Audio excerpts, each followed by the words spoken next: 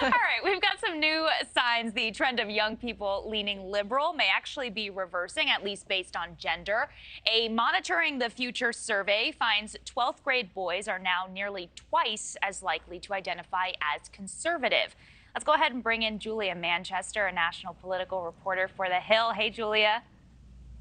Hey, Brooke, good to see you. Good morning to you. All right, so Julia, the majority of high schoolers were apolitical, but girls were more likely to identify as liberal, which has been a long-term pattern. So why do you think boys are sort of switching over, trending more conservative in recent years?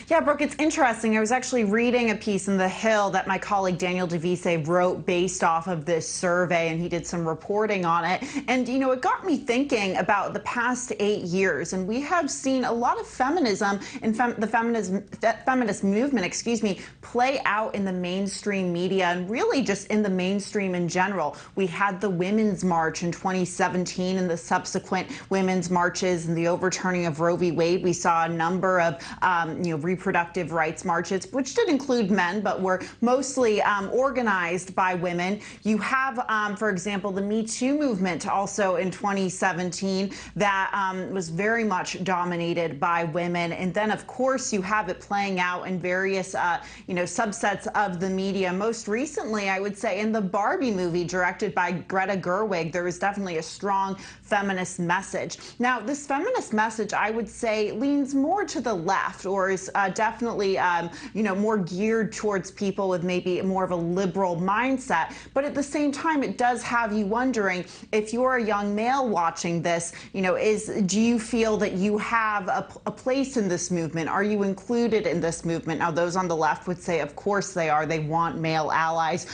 Feminists want those male allies. However, I would say that there's also a school of thought that would say that much of this movement that we see in terms of feminism has really left young men out, and then young men don't necessarily know where to go, and they're turning towards the more conservative views because they feel that that's more inclusive to them and matches their own views. Yeah, of course, the young vote, always such a critical part of elections, right? It played such a major role in 2020. This sort of reversal of now young boys really leaning more conservative, how does that impact 2024?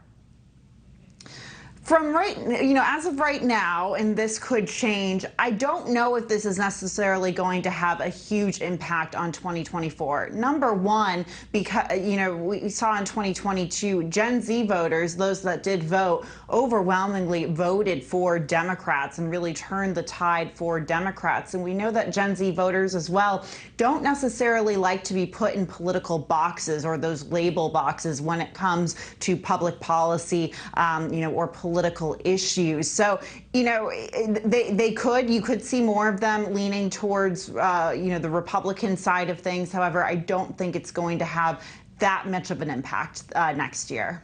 All right, something to watch. Julia Manchester, thanks so much for joining us. Thank you for watching. Go to newsnationnow.com to find NewsNation on your television provider. And don't forget to click the red subscribe button below to get more of NewsNation's fact-driven, unbiased coverage.